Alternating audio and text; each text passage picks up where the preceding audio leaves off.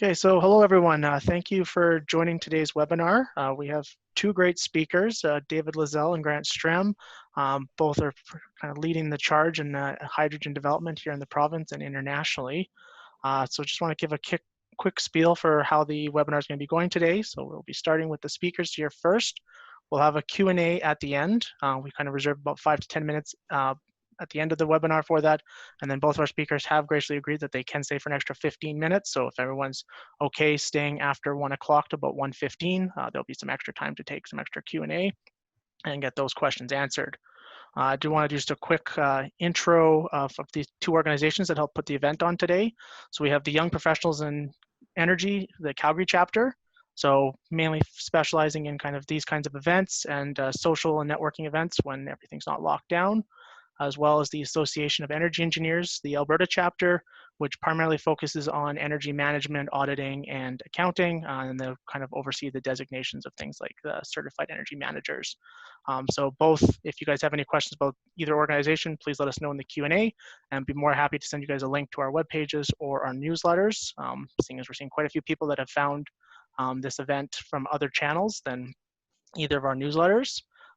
So to get going here, so we're going to get started. David is going to be our first speaker. David currently works with the Transition Accelerator through the province of Alberta, as well as CSER, and works at the University of Calgary. So I'll hand the mic over to you, David, and get started with your presentation. Great, thank you very much. It's a real pleasure to be invited to give a presentation today. I'm going to start by sharing my screen, and let me get out of that. And I don't want to leave the meeting, so we will pop this to full screen. Hang on a sec here. There we go. So you should be able to see the entry screen. I'm going to be talking about hydrogen and the transition to net zero energy systems in Canada. What role does may hydrogen play, and how do we actually build out a hydrogen economy across Canada? And in particular, I'm focusing on opportunities in Alberta at this time. So the outline of what I'm going to talk about today is to say a few things about net zero energy systems and the role that hydrogen has to play in that. Take a step back and look at some of the techno-economics and the environmental footprint of hydrogen, talk about the magnitude of the opportunity in Canada for hydrogen, and then how do we accelerate the transition and the specific case study we've been looking at here in accelerating is the Alberta Industrial Heartland Project. And then we'll end with some conclusions, and hopefully after Grant gives his presentation, we can have an opportunity for discussions. So let's see if I can get this to go. Net zero emissions. This is our greenhouse gas emissions in Canada since 1990. And then what we need to do through to 2050 if we're really going to reach net zero, which has been committed to by Canada and 72 other countries of the world. And a lot of these countries are starting to think in a very major way now about actually significantly transforming their energy systems and their economies in order to meet the net zero target. So what we've been doing in the Transition Accelerator is to really ask the question of how can Canada play and win in this game in the net zero transmission, and what are the best pathways, the transition pathways to get us to net zero in various sectors. There's some interesting work that has been done, and I would like to point people to an interesting article in a science magazine. It came out 2 years ago on net zero emission energy systems. And it was published by 32 of the world's top energy system researchers. And one of the things that this article concluded, and a number of articles that have been coming out in recently, is a growing consensus that is emerging on the features of a net zero energy system by 2050. And one thing for sure is that a lot of it is about the energy carriers that we use in our energy system are going to need to change. We won't be able to continue to use carriers like gasoline, diesel, and natural gas for end-use demand. We can still use maybe a number of the fossil fuels, but we've got to make sure that we're not using them in end-use demands. We're going to be seeing a lot more electricity, of zero carbon produced electricity in this net zero energy system. Hydrogen is likely to play a very major role because it is a energy carrier that can be that can be produced and used to drive end-use demand, but on its combustion and use, it has zero emissions. There's a role for biofuels, and certainly a role for some fossil fuels, but they have to be coupled to carbon capture and storage.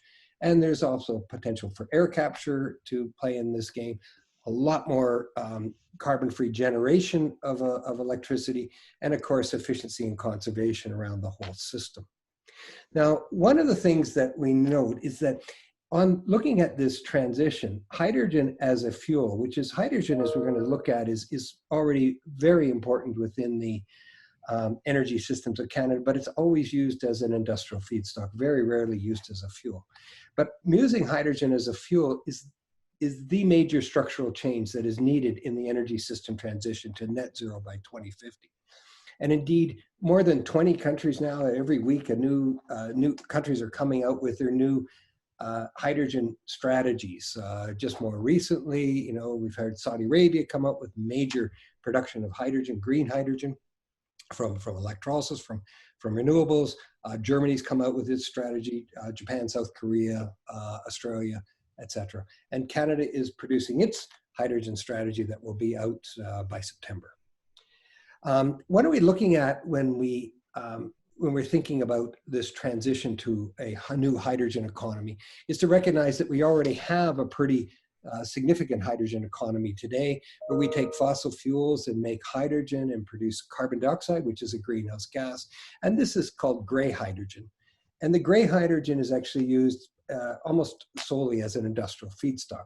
It's used to create fertilizer for agriculture. It's for fix ammonia to fix a nitrogen gas from the atmosphere into ammonia. It's used to create fuels for transportation, both to crack the bitumen that we pull out from oil sands and make it into synthetic crude, but also to convert crude oil into gasoline, diesel, and other refined products, and of course to provide materials and chemicals. In the new hydrogen economy, we're looking at continuing perhaps to use fossil fuels and biomass and others, but not release the CO2 to the atmosphere. Produce the CO2 and capture it and sequester it in the subsurface. Could be used for enhanced oil recovery in some cases, or just sequestered in saline aquifers. There's possibility of using it for making other products, but the magnitude of CO2 we're talking about here in a hydrogen economy would easily outweigh any possible use of that as a material.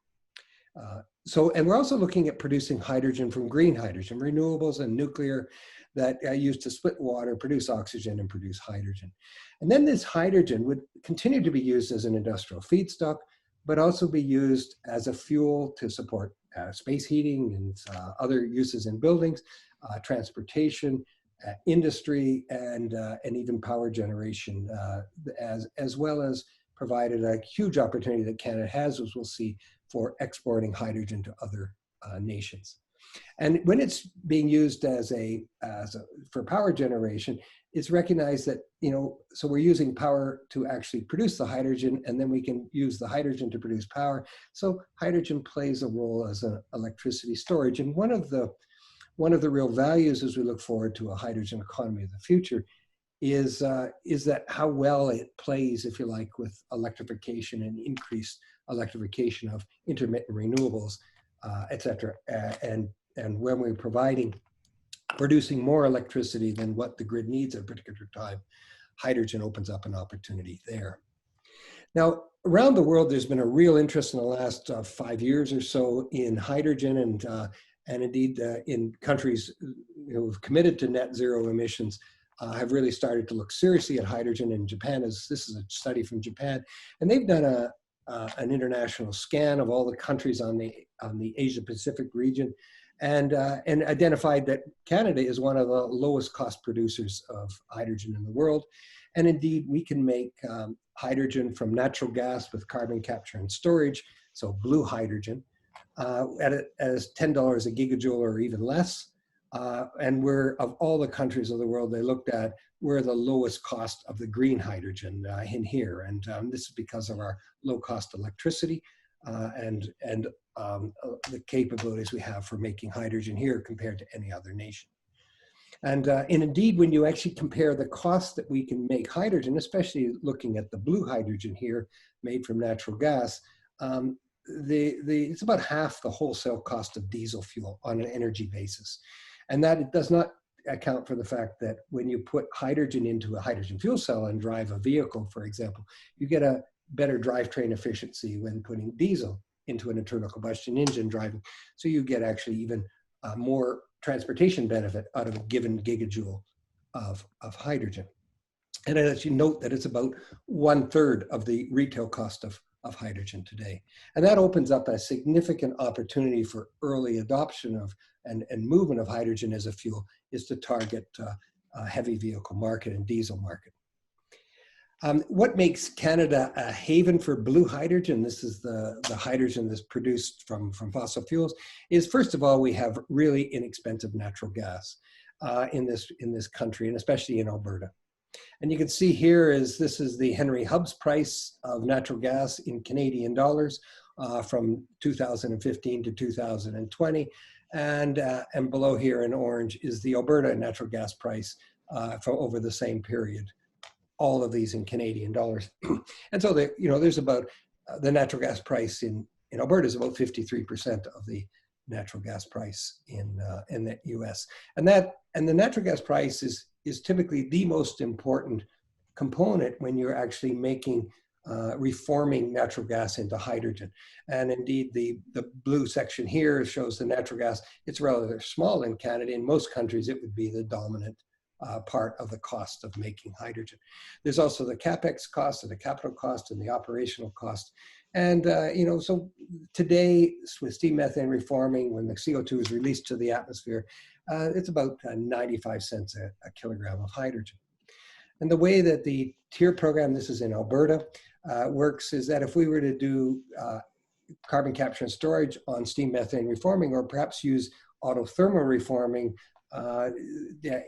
in today's times with a natural gas price of $1.79, by the time you you would get a price of about $1.59 per kilogram of hydrogen. But then there's a carbon credit that would come with it, because you'd be reducing the emissions by about 90% of the CO2 emissions would be reduced. And that would decrease the price to about $1.35 or under the $10 a gigajoule range. And indeed, the projections with improvements in CCS technologies and carbon capture technologies, and also increase in carbon price, by 2030, we should be more or less at the price we are today, but without carbon emissions, with 90% of the carbon emissions reduced. If you look at the life cycle benefits, and I'm moving pretty fast through this, but just give you a sense of the environmental benefits. For blue hydrogen, this is, if we actually took blue hydrogen and replaced a diesel fuel vehicle, you would get about a 74% reduction in the greenhouse gas emissions of compared to running a diesel engine. These are the life cycle emission. It includes the oil recovery, its fuel production of that, and the combustion. The other possibility is we're working with some companies that are putting hydrogen into diesel engines as a biofuel. So we're injecting hydrogen into a diesel engine, and with a 40% mixture of hydrogen relative to 60% diesel, you get about a 32% reduction in greenhouse gas emissions. As a gasoline alternative, you can go to maybe a 90% reduction, because gasoline engines aren't as efficient as a diesel engine, so you don't get as much of you get more of an improvement when you go to hydrogen. And also, gasoline vehicles are often stop and go, and you get regenerative braking more, because these hydrogen vehicles are actually hydrogen electric. It's a battery electric hybrid. And of course, it's possible to also replace hydrogen, replace natural gas in space heating and other applications, power generation even, and you get about a 66% reduction from blue hydrogen. So what is the magnitude of the opportunity for hydrogen in Canada? And in this section of my discussion, I would like to focus first on the domestic opportunity in Canada, then look at some US markets, and then some overseas markets, and look at the magnitude of the opportunity and what's that worth in our economy. Canada's greenhouse gas emissions in 2018 are shown here. Actually, it's not all of our emissions. This is just the emissions from combustion of fuels. So I've taken out all the fugitive emissions, the process emissions, agricultural emissions. So of the 729 million tons a year of total greenhouse gas emissions, 541 come from combustion of fuels. About 35%, 35% of that is from the production of the fuels and electricity, essentially the production of the energy carriers. And this includes, of course, in the oil and gas section, the production of a lot of energy, like crude oil and things that is exported to the United States and elsewhere, but also includes the power generation that is also exported sometimes to other jurisdictions. But the other part is what I really want to focus on, which is the end use demand. And this includes industry, other industries like cement and steel industry, heating of buildings and other energy to supply to buildings, gasoline vehicles, diesel vehicles, and other transportation. This is all of our energy use. And these are the fuels. They add up to about 9,100 petajoules per year fuels. And this is primary energy is a little over 12,000 petajoules or 12 exajoules. And this is the energy. And obviously in a net zero world, we're really going to have a problem with burning natural gas, gasoline, diesel, jet fuel, and other carbon-based fuels. So in what we envisage for as we move to 2050 is we can maybe assume that, and this is a very simple model, but it assumes that efficiency and conservation initiatives offset population and economic growth between now and 2050. And therefore, we're assuming here for simplicity that our energy demand, total energy demand is the same as it is today. That may be optimistic, but we're assuming that as an efficiency and conservation. There's some good reasons to think we can do that. But still, we're seeing a very significant increase in electricity demand in 2050, about 2.3-fold increase in electricity demand, 1.5-fold increase in biofuels, and a major role for hydrogen providing a fuel, some residual fossil fuels perhaps. But we're going to need in this blue section here, that represents 64,000 tons of hydrogen per day. You know, to put that in perspective in one of the earlier charts, hydrogen production in Canada today is about 8,000 tons a day. So it's an 8-fold increase in hydrogen production, but this hydrogen would be used mostly as a fuel, not an industrial feedstock. And that represents at $2 per kilogram. Oops, sorry about that. For some reason, I just jumped out. For at $2 a kilogram, that represents about $47 billion a year. So how do you make 64,000 tons of hydrogen a day? Well, you can make that from green hydrogen, from electricity. And in order to do that, you need 80,000 4.8 megawatt wind turbines, or 36 new Bruce nuclear power stations at 4,700 megawatts each and 85% capacity factor, or 74 Site C hydroelectric facilities of 1,100 megawatts each, and I put in there about a 56% capacity factor. And of course, this would be generation of electricity that would only be used to make fuel. You also need to have another 700 terawatt hours per year to provide other electricity needs in a 2050 future.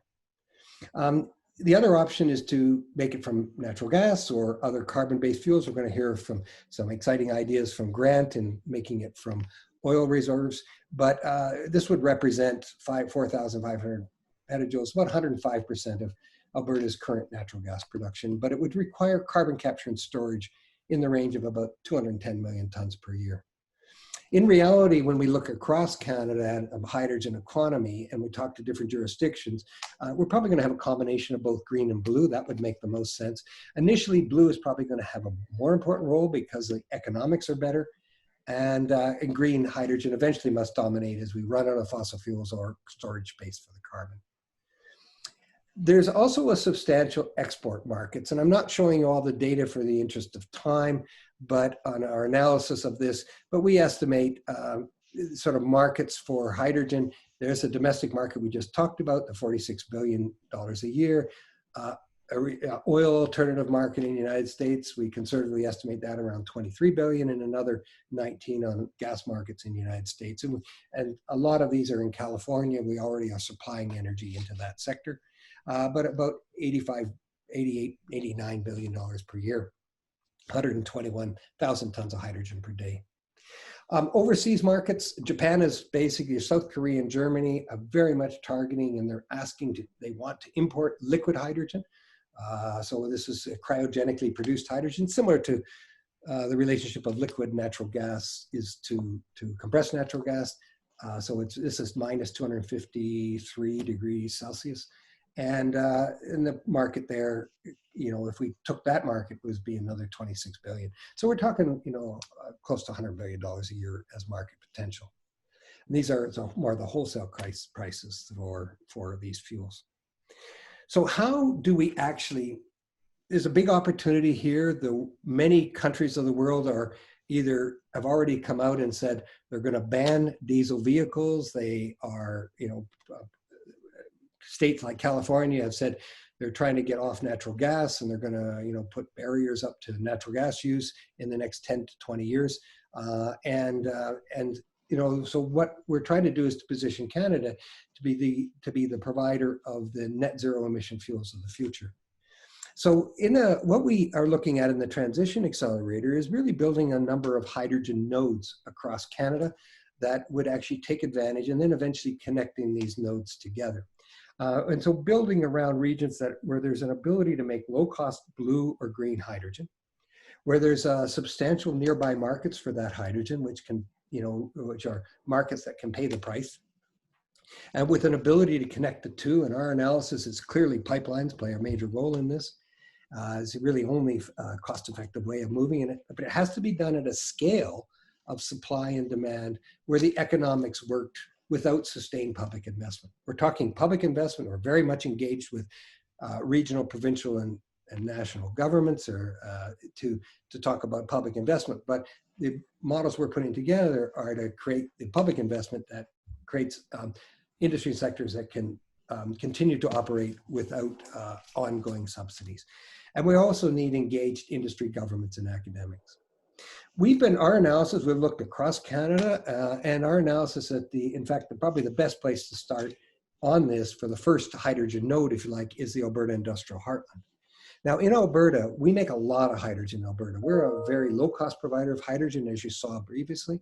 And in fact, the Alberta Industrial Heartland, of about more than 5,000 tons of hydrogen per day is made in Alberta. This is of the 8,000 made in Canada. The Alberta Industrial Heartland is over 2,000, and merchant hydrogens, upgrading, refining, and fertilizer. And the Industrial Heartland is in this region of Alberta near Edmonton.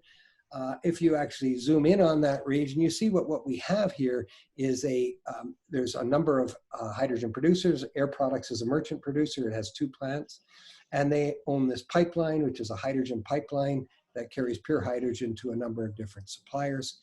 At the other end of the hydrogen pipeline, but up here, is you have a number of companies, some of which make their own. These make their own hydrogen as well. And there are 2 CO2 pipelines. There's a enhanced oil recovery pipeline here, the Alberta Carbon Trunk Line, that is one possible place to put the carbon dioxide. And there's a second Quest CO2 pipeline, which puts it into saline aquifers. Then right now, there's 3 companies that are involved already, facilities that are already producing blue hydrogen. The Scotford facility, it's CNRL, Shell-owned, Nutrien, and Redwater, Northwest Redwater up here, which is uses mostly from asphaltenes making hydrogen. Nutrien is a company that makes fertilizer nitrogen. And they're putting their CO2 into these pipelines, and it's already beginning. But there's a lot of extra capacity in those pipelines that could be tapped, and there's lots more capability for carbon storage in the region, as well as other things like saline aquifers for hydrogen storage, et cetera. So what we are envisaging in the deployment strategy for a hydrogen economy in Canada is to basically build on the huge industrial scale of blue hydrogen, of hydrogen production that already exists in the region for industrial use as industrial feedstock, which is, as I say, about 2,000 tons a day, but to tie on to facilities that are producing lots of hydrogen. They can produce it inexpensively with carbon capture and storage for under about $1.50 a kilogram. Take a pipeline, we can put more green hydrogen into that. We can pull that hydrogen out, use it in power generation if needed, use it for vehicles, use it for space heating in houses, etc. There's also a possibility of converting some of it into liquid hydrogen to provide fueling stations and strategically located to build demand in the future before it's economically viable to bring a pipeline to that location. And so we're also looking at liquid hydrogen as an interim stage in building the hydrogen economy. So in order to do this in the Edmonton region, what we've done is a lot of analysis working with the municipalities and the companies in the region. And I'll be showing you for the first time some of the work that we've collected on this as part of a Alberta Industrial Heartland Task Force that the Transition Accelerator is working on behalf or for the mayors and the 5 jurisdictions in that region, the city of Edmonton, Fort Saskatchewan, and the 3 counties that are part of the Industrial Heartland. You notice in this chart here that this is the hydrogen pipeline is showing up here on the right. And we have here the locations of the major private carriers, the heavy trucks, because we see hydrogen, the real spot for hydrogen, where electrification of heavy trucks just doesn't make sense for a lot of reasons. These trucks are very large. These are big, heavy haulers, heavy trucks on the road, and so they need to have a fuel in order to make it viable for them to operate. And we also see the location of the large fueling stations. And notice they're on 2 corridors, Highway 16 up here across the top, and a diagonal corridor down through the city. Now, what we've say, well, what are the daily truck traffics, on the major corridors leaving Edmonton? Where do those trucks go? And so we've done an analysis working with data from the Alberta transport models of the number of trucks that are moving on the ring road in Edmonton, on the road that links Calgary to Edmonton, and the road that links Edmonton to Fort McMurray. And you can see here, there's about 5,000 tractor trailers and single unit trucks per day are driving the ring road. There's about 5,000 here of single unit trucks, or of tractor trailers and single unit trucks driving this route per day, and about 1,000 trucks driving this route per day. And so this, you can add from this, and we can calculate that the potential hydrogen market from those trucks are in the range of 30 to 90, another 30. These are tons of hydrogen per day. This is potential hydrogen. This is a market that would, if you had the whole market, it'd be 145 tons of hydrogen a day. And that's just for the trucks moving on those highways. They obviously leave the highway and go other places, so there's other diesel use.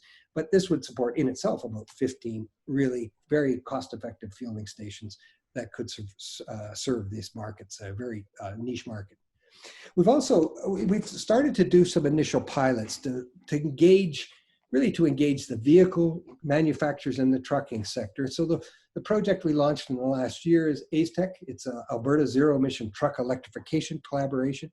And this is a partnership that we helped to bring together with Ballard and Dana. This is funded by Emission Reductions Alberta.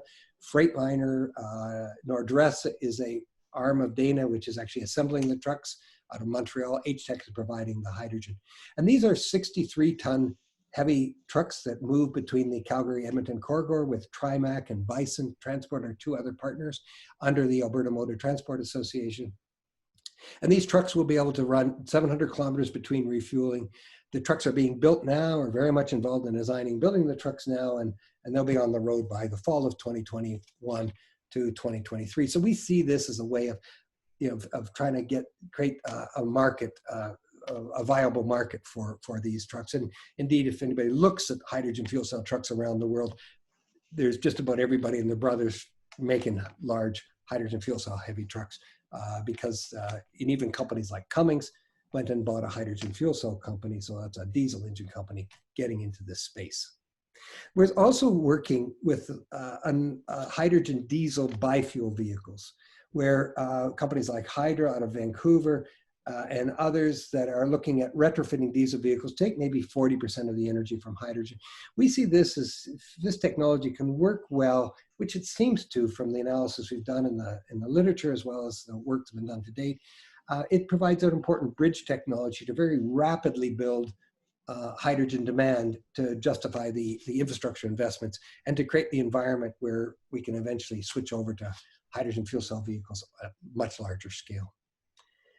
We've also been engaged with the municipal fleets, with the municipal fleets as a potential early market, and I will quickly go through this. These are basically the Edmonton fleets for public transit, or the big blue circles. bus fleets essentially. And you notice that they're very close. These are very close to the hydrogen pipeline. So not a long distance to move hydrogen. And the value, you were just talking here in just the public transit fleets, about 18 tons of hydrogen per day would be required to maintain those fleets over time. There's also a possibility of using hydrogen to decarbonize natural gas for residential and commercial space heating, et cetera, and cook stoves, et cetera. And you can see that there's a big annual variation here in our natural gas demand. But in the city of Edmonton over a year, if you converted 100% to hydrogen, we're talking 1,500 tons of hydrogen a day, a very big market. We can get up to 20%, 18 to 20% mixture of hydrogen in natural gas, with evidence from around the world says no or minimal infrastructure changes are needed up to that concentration. And indeed, those trials will be starting in Fort Saskatchewan with a project with ATCO sometime in the next year. We're actually going to be testing. They're going to be testing, and the accelerator has been involved a little bit in supporting the work that ATCO's doing in that space. It's quite an exciting project. Where would the hydrogen be added into a natural gas distribution system? And this is important. It's all about logistics and building systems. And you notice that the 4 gates where the main hydrogen injection to serve this region of Edmonton, the residential districts of Edmonton here and here, basically are on the same corridors that we're talking about. So these are on the same regions as the municipal private and the private fueling stations. So, potentially we could envisage 2 pipelines serving a whole range of markets here and rapidly build a hydrogen economy. And there may be potential to use abandoned pipelines. So we've done a sort of a mapping of abandoned, discontinued, basically natural gas and jet fuel pipelines that could theoretically, and there are some companies looking at this now about the feasibility of making these into hydrogen pipelines and allow for a cost-effective, rapid grow out of this opportunity. The goal eventually is to, extend along great corridors across Canada to thousands of vehicles, buses, trains, heavy haulers from the oil sands, airport vehicles, build out economically viable fueling stations, can have pipelines do the connections, decarbonize natural gas, decarbonize power generation, and even supply export markets to the United States, to West Coast for Japan, to make it into liquid hydrogen on the West Coast, or even to Eastern Canada. So in conclusion, in a net zero energy future, hydrogen is going to be an essential energy carrier. Canada is one of the world's lowest cost producers and of low carbon hydrogen, both blue and green, but especially blue. Today, Transition Accelerator is developing and deploying a hydrogen node strategy to identify the most cost-effective transition pathways to a new hydrogen economy. And we see the Alberta Industrial Heartland as really as a fantastic place. The companies that we've been talking to there are highly engaged, as are the municipal and provincial governments. Thank you very much. I guess it's over to me. It's over to you. Can you hear me? Okay, good. David, I love hearing your presentations. I always learn a lot. Your graphics are great, and your numbers are very thorough and well-grounded. So I appreciate that. Thanks for that great talk. And thank you for inviting me to talk a little bit about Proton. Let me jump into what I have prepared. So David has mentioned, we have one path. I'm very excited to see that there's lots of ways that people are building out blue hydrogen, because I do agree. If you saw that it's about already through blue hydrogen 1/3 the price of diesel. So the transition is inevitable, and it's hard to imagine people not wanting to save that much money on transportation fuel. So I think blue hydrogen is going to go in a big way, very quick, and it's exciting to see the economic drivers that will ensure that that happens. Proton is taking a little bit of a different approach, but I'll walk through what that is. So I won't dwell a whole lot on the existing market. We saw quite a bit of that from David, Dr. Lizelle. Globally, it's already about $165 billion a year market. And what I'm interested in primarily is actually the whole energy market. I think that for just about everything we burn hydrocarbons for today, we could be using hydrogen instead. You're not sharing your screen yet. If you want. Oh, I'm not? Oh, Nope, thank you. So why don't you do that? Let me remind you. go back a couple, see how I do that. Thanks for pointing that out.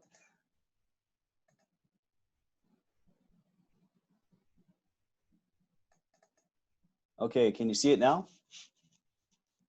Yes, you're on. You just need to go to Okay. full screen size. Just go to full screen. Great.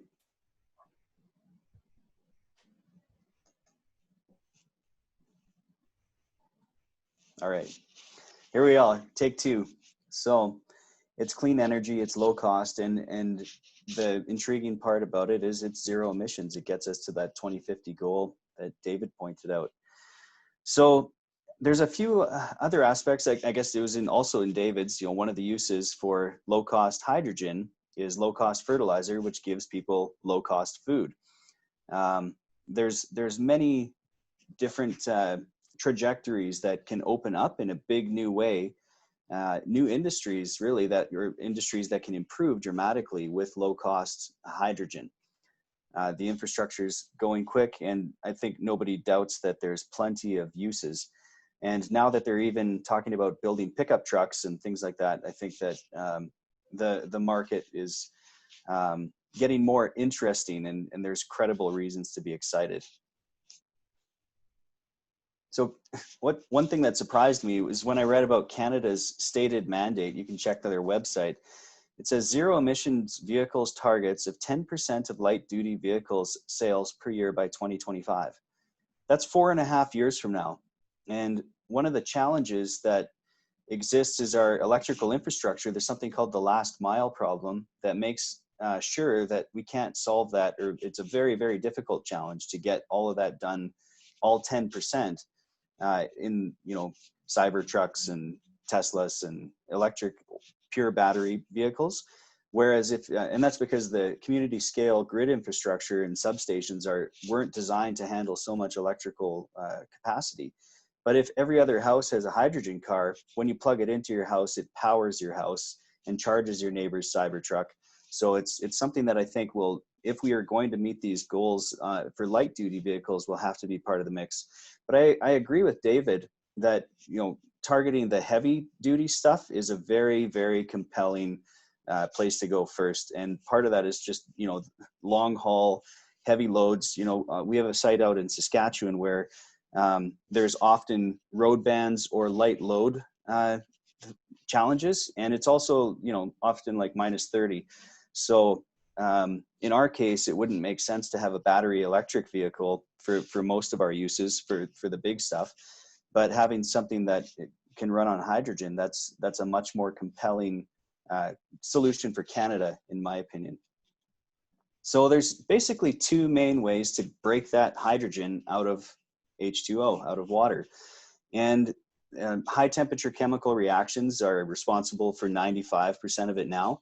There's a process called steam methane reforming, and it relies heavily on one of the reactions. I won't go through all of the details of the various myriad high temperature chemical reactions that can liberate hydrogen, but there's almost always some sort of chemical coming out like CO2. So that's how it's done today. You can capture that emissions, or in our case, just never bring it to surface.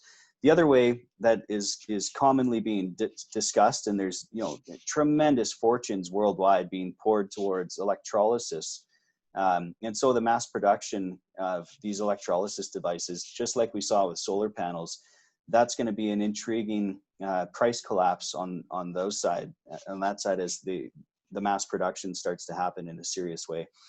This is a very simple example of one electrolysis reaction, whereon you have a cathode and an anode. One of them gives you, with this electrical charge, you're basically electrocuting water. But whether it's high temperature reactions or electrolysis, the bottom line is you need a whole bunch of energy to break that bond. But when you bring them back together, hydrogen and oxygen gives you a huge amount of energy as you create water. So if you're doing direct oxidation, for example, combustion, like in this example of the second stage of the Saturn V rocket, there's an enormous energy release, and also through fuel cells where fuel cells combine oxygen with hydrogen. And in the process, they liberate some electrons, and that's how we get the electricity to drive these things. Here's an example of a train in Europe that runs on hydrogen fuel cells. So what is Proton's process? It's basically two old, well-proven industrial technologies. One of them comes from the steam methane reforming industry, and one of them comes from the oil patch. So there's been about 500 projects worldwide where people have injected oxygen or air into an oil reservoir, always with the goal of reacting enough, oxidizing enough oil and releasing enough heat that, like peanut butter on hot toast, the viscosity reduces and it's easier to flow oil. So all of those projects where the success was measured in barrels, but all of those projects also produced hydrogen. So it's not in question whether you can produce hydrogen. There is a question about efficiency, and as we scale up, we'll be defining that more clearly through time. But we make hydrogen today, currently in Saskatchewan. It goes up our incinerator. We have done, I'll walk you through that a bit. So the other way that's responsible for almost all of it in the world and blue hydrogen is steam methane reforming, which requires a pretty significant surface facility and investment to basically burn natural gas, and you get these high temperature reactions that liberate a bunch of hydrogen, some from the natural gas, but mainly from the steam, the water. So if your input energy source is natural gas and there's thermal losses and things during the conversion, on a per joule of energy basis, you're going to end up with a more expensive energy product than the natural gas that powers the whole thing, which is no problem if you're competing against diesel and gasoline. But if you're competing against baseload power and other things like that, it's hard to get competitive unless you can, because you can't actually drop the price of hydrogen below the cost of natural gas in this way. And that's in contrast to what we do. So basically our cost structure is significantly lower because we don't have to buy any natural gas and we don't have to build a facility like this, but we do have to build an oxygen plant. So how do we do it? Most oil fields, when they're abandoned or come to the end of their economic life, they actually still have quite a bit of oil in the ground. It's not easy to move every oil molecule to a production wellbore. By contrast, it's a lot easier to move oxygen to go find those oil molecules that are remaining unswept in these oil fields. And it's even easier still, the relative permeability for hydrogen is tremendous. So getting hydrogen to your hydrogen production well is pretty straightforward by contrast to oil. And hydrogen is the least dense gas, so it accumulates in higher concentrations at the top part of the formation, and that's where we have a membrane that goes down hole that only allows hydrogen through, so everything else has to stay in the ground. So unlike another additional cost for blue hydrogen, where if you capture CO2 emissions at surface, you need some sort of energy to compress those emissions and get them back into the ground. And so we avoid that by just never letting the carbon up to the surface in the first place. So the cost structure is, and it's an intriguing thing. And we haven't done it at full scale, super big size yet, but we will be going pretty big over the next few months and then scaling up from there.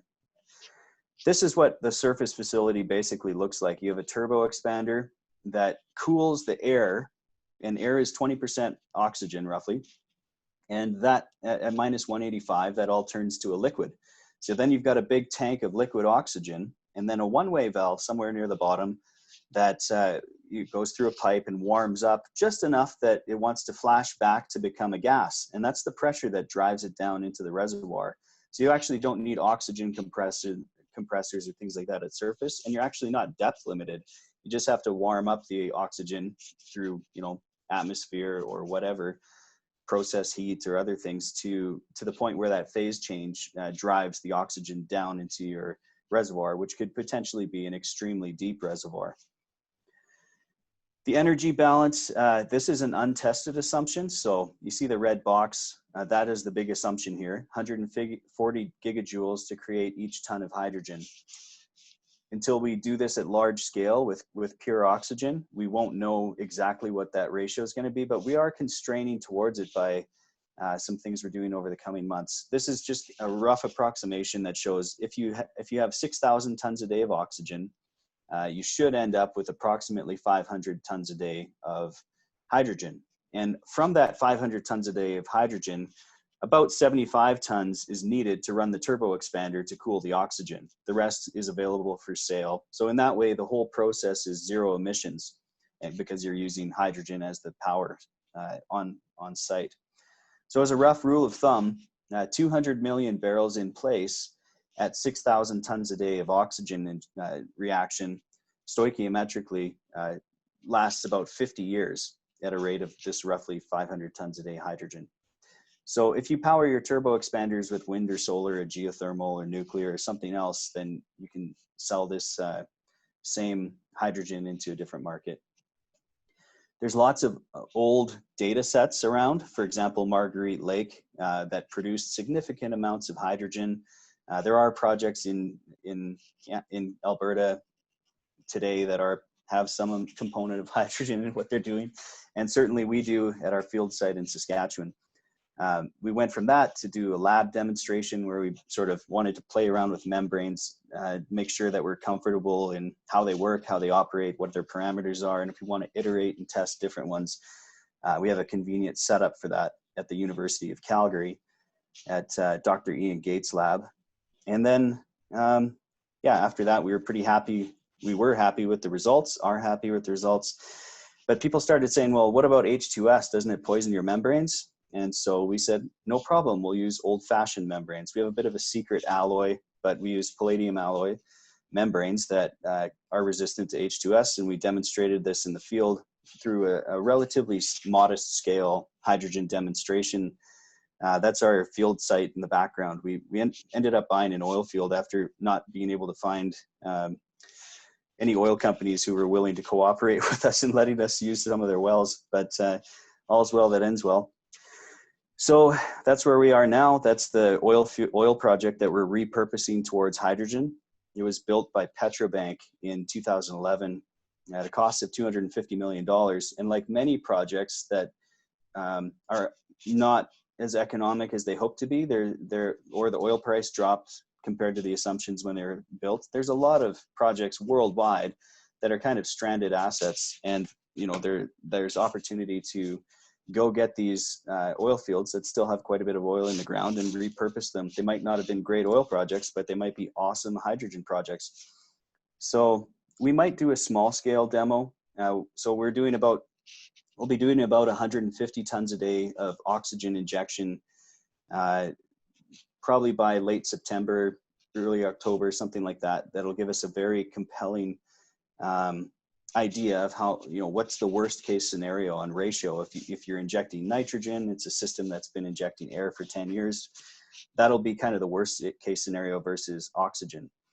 So we might do a small scale oxygen demo, but I kind of doubt it. We're getting a lot of interest, especially internationally, about people who are chomping at the bit to go ahead at much larger scale facilities. So we have signed some international deals, and we're excited to build out our first big demo somewhere. We'll probably also build one here, but right next to a customer is always a good idea. And if you're cheaper than natural gas, that customer might be a bunch of natural gas turbines. It might be repurposing coal-fired power plants that are supposed to shut off by 2030 because of all their emissions. Coal-fired power plants are particularly easy to change to burn hydrogen instead, because they have a separate loop for the steam. So you've got a big burn chamber, and then the steam doesn't actually, it's not the exhaust gases going through. Natural gas turbines, it is the exhaust gases going through, and some can handle it, pure hydrogen, and some cannot. But they can all handle some amount of hydrogen in the mix. So here's hydrogen cost and CO2 emissions. I got this from the BC government study that came out. And one thing that struck me here is that steam methane reforming has a very similar emissions profile per joule of energy to coal. And oh, I didn't realize that. That's, everybody talks about coal as this big emissions profile, and it is, but that was quite interesting.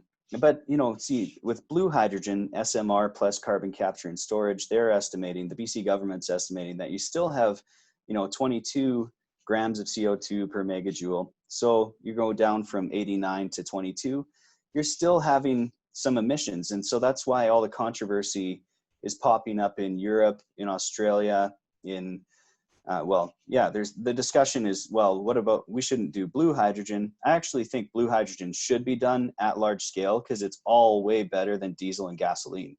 So yeah, rah, blue hydrogen, go for it. I wish all the success there too. But there's a long-term, maybe a cost structure challenge. So one of them, like I mentioned, we don't have to buy fuel for our process. It is the unswept oil within the reservoir, and the reservoir is our pressure vessel and our reaction vessel, so we don't have to build that big surface facility. So our capex is lower. There's not as many pipes to replace and maintain. We do have to build the oxygen plant, but we never have to buy fuel for our process throughout the life of it. So that's an interesting, that's the green bar at the bottom. NG is natural gas. And this, I was glad to see that my numbers weren't too far off from David's. We can get this gray hydrogen for a little less than $1 a kilogram. And if you're doing carbon capture and storage, it ends up being a little bit more costly because of catching and compressing all that other stuff and pipelining it over to somewhere to inject it.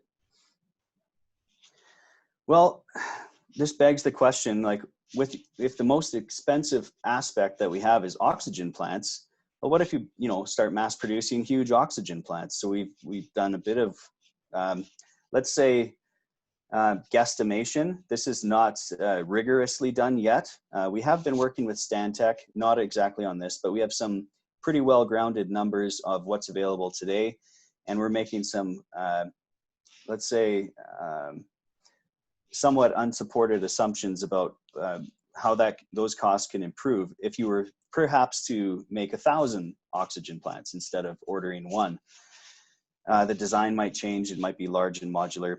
So if we said, okay, one 10,000 ton a day oxygen plant can make about 700 tons a day of hydrogen, 1,000 of those, maybe they cost $100 million each, and they make together 700,000 tons a day of hydrogen.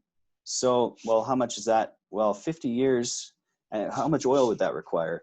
It'd be about 1/10 of what Alberta has for oil in place. I think it actually was closer to a 1/9, but 1/10, there's still lots of undiscovered resource too. So I'm an explorationist at heart. Anyway, how much does that actually give you? Well, right now, California uses about 50,000 megawatts of electricity. And that, depending on your assumptions and which turbine you choose and a few things like that. And Dr. David Lazelle, please correct me if you want to fine tune this, but it comes out to approximately that 700,000 tons a day of H2 to replace all of the electrical demand in California. And if you do it in California, you also make 54 million tons a day of water. So in California, that's of value too, and it's useful for the ecosystem and the farms and all that stuff. So it's hydrogen is quite compelling. But that sounds like a pretty unreasonable size, or is it? Right now it's still pretty small potatoes in comparison to the global energy market. But if the proper way to do this would be an expected value calculation, where basically you can take whatever factors we bring and run them through whatever discounts you want. So I just want to highlight that that's the correct approach that should be taken. But in the interest of time, I don't want to go through a rigorous model here. Let's go through a deterministic model. So if we have 700 million kilograms a day, and we get paid $1 per kilogram, that is $250 billion in annual revenue. So gigajoules, for any Americans watching, giga is it means billion, 10 to the 9th. And so gigadollars is, the same thing as $1 billion.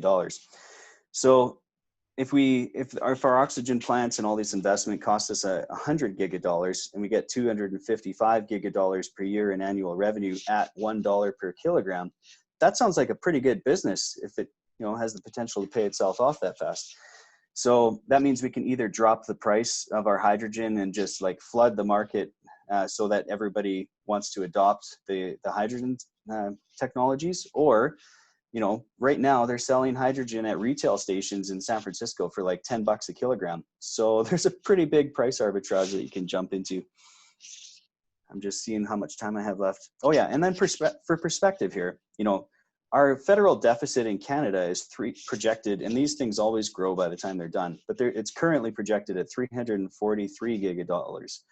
And we're only talking about 100 gigadollars to make something that would basically close the gap on a revenue basis for the entire Canadian economy, assuming COVID lasts forever. So, I think it's worth a close, hard look. There's lots of money to be made, lots of money to be shared, and a lot of environmental benefit to doing this at big scale. So one of the comments that David and I were discussing yesterday, we said, this is something you got to go big or go home. And I agree, let's go big. So, and then for Americans who are watching, that's about 4,000 gigadollars of federal deficit that you guys have. So this would be like 1/40th of your federal deficit. No big deal, right? So why not do it? I think we should. So I think everybody should have the message now. Hydrogen is the clean energy fuel that the world is turning to. And it solves an enormous problem that I think is under acknowledged, and that is tailpipe emissions from diesel and gasoline. It isn't all about the CO2, it's the toxic stuff that gives people dementia, strange inflammatory disorders, cancers. I'd love for all of that to stop. So blue hydrogen, rah, us as well. Green hydrogen's good too. And that's what I had to prepare. So thank you for your patience. Great. Thank you so much, Grant and David, for your presentations. So we'll try to jump right into the Q&A here. And for everyone on the webinar, please open up the Q&A, go through the questions, and upvote any ones you want to hear our two speakers answer. We'll take the top ranked ones first, then we'll kind of work our way down here over the next, I guess we got about 17 minutes or so to go through these quickly. So, and I just want to let everyone know that the presentations will be, or the presentation as the webinar will be available as a video stream later. We'll just decide which platform we're going to host that on between our AE and YPE websites. So the first question, probably David might take this, but Grant, welcome to take it as well, was just kind of looking at the difference between battery electric and fuel cell electric vehicles and where we kind of see the commercial opportunities for hydrogen versus battery. Is that going to be more in the heavy duty, medium duty, or range extenders? That's a great question, a very important question. I think it's really important to recognize that both hydrogen vehicles and battery electric vehicles are electric vehicles, because I'm talking about hydrogen fuel cell electric. And hydrogen fuel cell vehicles typically have a bank of batteries on it. They're hybrids, where the hydrogen is used through fuel cells to generate electricity that both goes to the wheels, but also goes to store the batteries. And therefore you can have all the benefits of regenerative braking, etc. But I would agree with the analysis that it makes the most sense for small personally owned vehicles to just go straight electric, do not go through hydrogen. Some of my colleagues in the hydrogen field disagree with me, but that's my assessment of it. And I think the fact is we only use our personal vehicles 5% of the time. There's lots of time to recharge them, and often you can recharge them at home, etc. Just plug them into 110 volts, even you can maintain a charge for most uses. Where we see certainly heavy vehicles, hydrogen in heavy duty vehicles and vehicles that are hard to electrify, and where weight's a real problem. Of a huge amount of batteries, but also if you think about fleet vehicles, and what we've been looking at in the smaller vehicles, in the next 10 to 15 years, we've got some of the work we're doing in CSER is to look at the movement to autonomous vehicles and what's that going to do. And if we start replacing personally owned vehicles with autonomous shared vehicles that are that would also be electric, of course, but hydrogen electric has some real benefit. Because if you're a company that owns 1,000 vehicles and you're providing mobility as a service essentially for a city, the idea of charging, you want those vehicles on the road most of the time. You want them on the road 18 hours a day, and you just don't want to be bringing them back and charging them all at once. And not only would it create a grid problem, it creates just a logistical challenge. So certainly even in bus fleets for cities, when we start talking to bus fleet companies, when they actually start thinking about switching their entire fleet to electric vehicles, plug-in electric becomes a challenge. And so I would say there's, I think you're right, in the early stages, it's only going to be heavy. I don't see us going to smaller vehicles. And I'll just add 2 comments. The first is many people don't have a garage. So if you have to park on the street, hydrogen makes probably more sense. And if you have a electric pickup truck, I think there's going to be the chance to have drop-in rental fuel cell things that, you know, stack in the back of your vehicle and power your battery while you're driving. So if you need to haul your trailer or whatever, there will probably be a service like that that emerges. And also potentially at-home fuel cells for, you know, or mobile, like stick it in your yard, stick it in your vehicle. That might be something that pops up too for the rare times you need to borrow one or rent one. So I think there's going to be multiple solutions, but in general, I agree with David. The case is totally clear and way better for big, heavy stuff. And it's, you know, it'll have its niche for hydrogen vehicles in the smaller stuff too. In the end, the market. Go ahead, David. Yeah, in the end, the market will decide. So go ahead.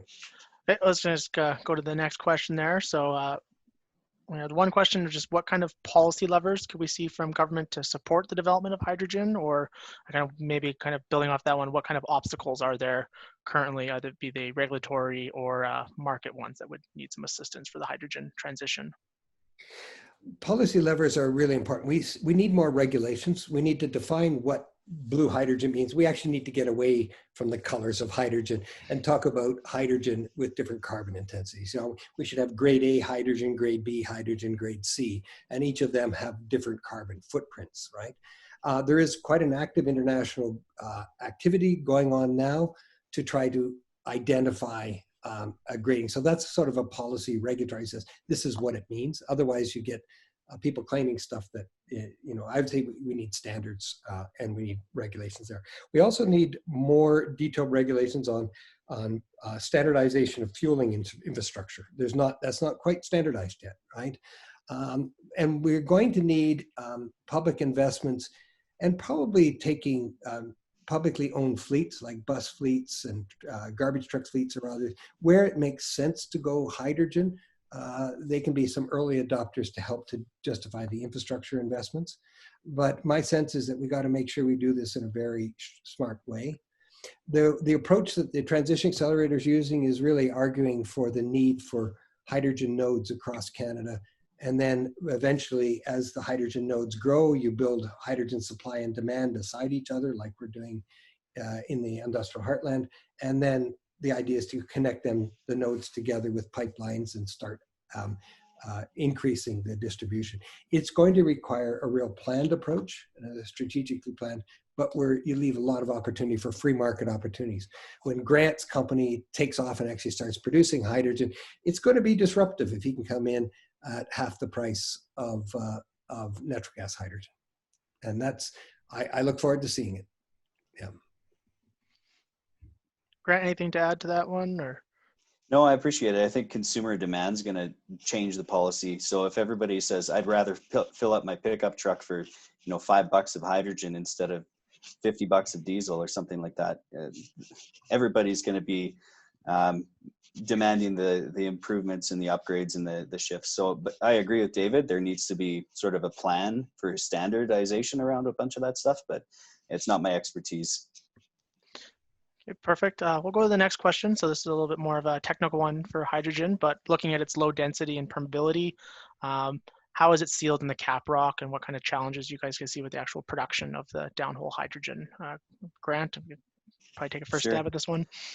Yeah, so there was some steam projects in northern Alberta that the steam came to surface unwantedly, and then they brought in a new thing called Directive 86 for evaluating cap rock integrity, which involved sort of a minimum depth of overburden and also a bunch of geomechanical process to determine sort of what the maximum operating pressure can safely be in sort of a thermal pressurized environment. What we do is try and stay below the original reservoir pressure so that we never exceed what's already been proven for millions of years holding it in. and making sure that we follow the Directive 86 guidelines, which I think are a good and conservative way to go. If you're looking at deeper stuff, it becomes less problematic if you can go below, for the CO2 buildup, if you go below about 800, 900 meters, it becomes, 7.5 megapascals, whatever depth you're at. You get supercritical phase CO2, which has a density more like liquid than like a gas. So that's something that's, we'll be playing around in both those areas and getting more data through time. I think we do have some pretty good solutions for dealing with the CO2 in a very environmentally benign way. Anyway, I won't talk too much about that right now. Perfect. David, any comments on that one? Or? No, I think that's good. Okay, so the next one, just had a quick question. David, you had mentioned the ATCO announcement the other day about the blending one. Would you be able to comment a bit more, and do you see opportunities for this kind of expanding to other markets or exports to a place like Chicago? The Transition Accelerator is a pan-Canadian, not-for-profit. And so we've been working with companies in jurisdictions across Canada, and we know of 11 projects actually across Canada from coast to coast wanting to put hydrogen into natural gas pipelines as a decarbonization strategy. And there's, I think we're going to see a lot more. I think there is one that's already going on. Enbridge has a project in Toronto to put about 1% hydrogen into a pipeline in a small jurisdiction. And that seems to be moving forward as we speak. The ATCO one is, to my knowledge, the second one. And I think we're going to see a lot more. And I think we're going to see them go, maybe once it's done at 5% and see how it works and any problems, then try 10%, maybe 15, even 20.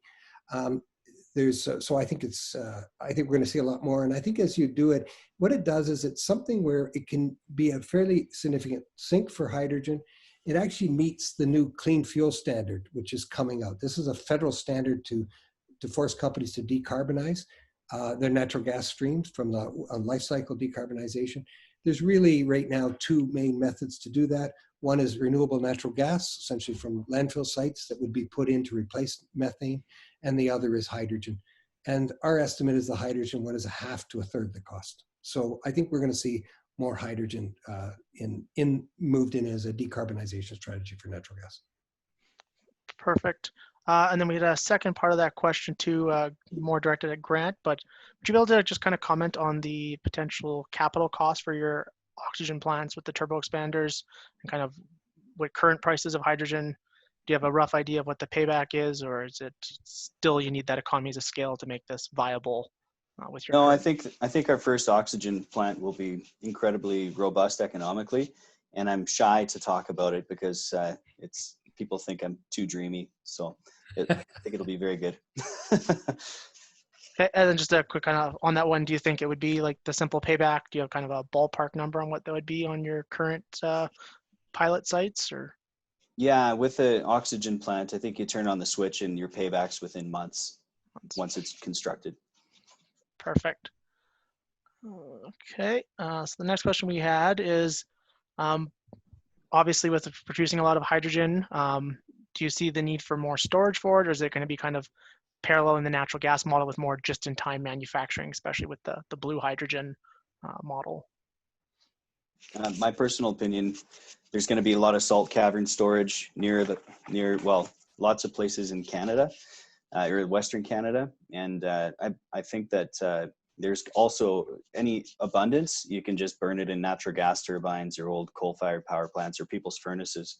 So if you're always aiming to load level your natural gas pipelines with 10% and you go up to 11 or down to 9 or whatever, I think there's a lot of wiggle room in the volume of pipes.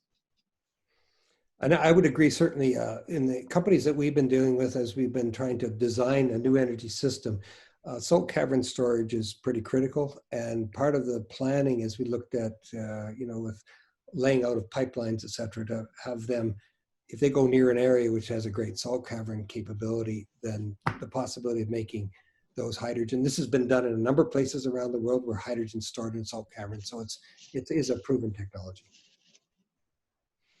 Okay. Yeah, so I'll go to the next question. I do feel we kind of covered some of these points, but maybe just to make sure we haven't missed any from the question. So trying to achieve Canada's 100% net zero targets, what are your guys' kind of opinions on those challenges? Is hydrogen kind of at the place where, we're already doing the pilot projects for putting it directly into the gas network? Is hydrogen kind of at a technological stage to replace existing fuels, or is this something that we still need a lot of development for to reach those objectives? Maybe I can comment on that. Certainly what we've been looking at within the accelerator doesn't really do too much on new technology development. Our is a new system development. It's actually, and we think the kind of work that Grant's doing, he's trying to tool new technology to develop, is really important. It's just that our focus is, how do we accelerate the transition? And if we have to wait around another 5 years or 7 years or whatever for a technology to become mature enough to be applied, it just holds us back. It doesn't accelerate. We think the economics is there today in strategic areas across Canada, like the industrial heartland, like Fort McMurray, like other places in Alberta and Western and across Canada, actually. There are some companies that are actually making hydrogen as a byproduct, chlor-alkali plants, and they just vent the hydrogen to the atmosphere. So crying out loud is basically free hydrogen. Why aren't we taking it and finding markets for it? So we think there are pockets across Canada, hubs or nodes across Canada, and we're ready. We have all the technologies we need to do it now. What we need to do is do it at scale. The problem with the economics is not the it's not that they're inherently too expensive. It's just we're competing with an incredibly mature technology where you're selling millions of vehicles a year, and we're coming in and trying to sell 2. Right, or 5, and we have to get into an efficiency of scale. And so our approach, as Grant mentioned before, is go big or go home. Right? Is that if we're going to do this, we have to start doing it at reasonable scale, at least in concentrated areas, and we have to start training our engineers and technicians, et cetera, on how to repair these new vehicles or how to maintain these systems. This is going to require sort of innovation within the university and the college system as well as within the industry. And I'd love to comment as well. It's like 30 years ago, the solar guys in 1990 were saying, guys, there's so much low-hanging fruit on the solar panels. And everyone's like, oh no, it'll never compete with coal. And now, solar is eating their lunch and putting coal plants out of business on an economic, straight up basis, no subsidies worldwide. You look at even just like 2012 or something, Tesla has their IPO for like $3 billion, and now they're $300 billion. And there was still a lot of people saying like 10 years ago, oh, these electric cars will never catch on. And, I think for the rate of like to get to 2050 for a big switch to hydrogen, no problem. Because, these big rigs, I don't know how much, David, how many years on average from the time you buy a big truck till it's crushed? Yeah, well, if they last 10 years, that's a long time, right? Yeah. And we're looking, even in the big carriers, like we're targeting the market, the lifetime of big road trucks are sometimes 10 to 15 years, even 18 years. But the fact is most of the mileage on these vehicles in the first 4 years. They're brought in and they're just workhorses on the long distance hauls. And then they get traded down at 4 or 5 years old, and they go to a local carrier that runs them around, and they're sitting parked and they're not using that much fuel. So our focus is there's a small percentage of the vehicles have a huge fuel use, and we're targeting that market sector. And I need to duck out of here, so I think I'll leave David with the rest of the questions. But it's been a pleasure. Thank you. Thank you very much, Grant. We'll just do one last question here with our time, and then we'll wrap up. But once again, thank you very much, Grant, for the presentation and the information. Thanks. Okay, bye. So the last one I'll do for David is just what's the best pathways for us to kind of access those foreign markets for hydrogen sales, and do we see some challenges there? And I guess maybe kind of paralleling with some of the challenges we're seeing with current pipelines, does hydrogen have the same challenges in pipeline developments that gas and oil has? Oh, that's a great question. One of the, I think the only way for overseas markets, it's liquid hydrogen. And so what we need to do is we've started discussions with some of the companies that are planning and deploying liquid natural gas facilities on the West Coast, or even some talking on the East Coast, and introducing the concept of liquid hydrogen, basically the same technology. It's cryogenic, and one could actually create a liquid natural gas, liquid hydrogen facility, maybe ship more liquid natural gas now, but as markets for liquid hydrogen increase, start shifting more and more to hydrogen. And that's possible, and we need more. We're looking to get some funding for some academic studies to actually really do a detailed techno-economic and engineering analysis of what would be required there. So we think that, but you know, if you're talking United States as a market, as an export market, or Eastern Canada from a Western Canada perspective, it's the pipelines. And the pipelines in Canada, the big pipeline companies are very much looking at hydrogen movement. And what's interesting about hydrogen, hydrogen's known to embrittle steel, but it really embrittles not all kinds of steel, and certain kinds of steels. And it tends to embrittle the really fancy new steels. But if you actually have an old pipeline that's made of cheap old steel, very thick, old pipeline, not very strong, that's actually perfect for hydrogen. There's no embrittlement problems. And in fact, the hydrogen pipelines we have in the Alberta industrial heartland is a steel pipeline. So it's not hydrogen and steel. It depends on the kind of steel. And there's a lot of research needed to actually figure out how to do this. And I think there's a lot of opportunities for companies who want to get into this space. It's moving very quickly now to start to think about what niche they have. And my hope is that we're trying to open up an opportunity. My hope is that that the companies will respond and see economic opportunities for themselves. Perfect. Well, thank you so much, David, for your time. I think we're going to call it here since we're a little bit over schedule. But once again, greatly appreciate you taking the time out of your day and to speak with everyone on the line here. Once again, I do want to make it clear for everyone on the phone or on the webinar that we will be making this presentation available after the fact. So if you want to rewatch it, and then David, I guess if they had any questions, would they just go through the CSER network or Transition Accelerator? Send an email. I think my email's on the presentation, but you can send it out if you like. So okay, perfect. So we'll send a follow-up email to everybody with that information, as well as links to AEE's and YPE's newsletters, so people can sign up and find out about the next events. And the big one I do want to just quickly mention before I end the webinar is there's one on July 29th for YPE on investing in the energy sector. So there'll be more information on that on Eventbrite and in the newsletter. So perfect. Well, thank you again, everyone. Have yourselves a great day, and thank you again to David. Thank you. Bye-bye.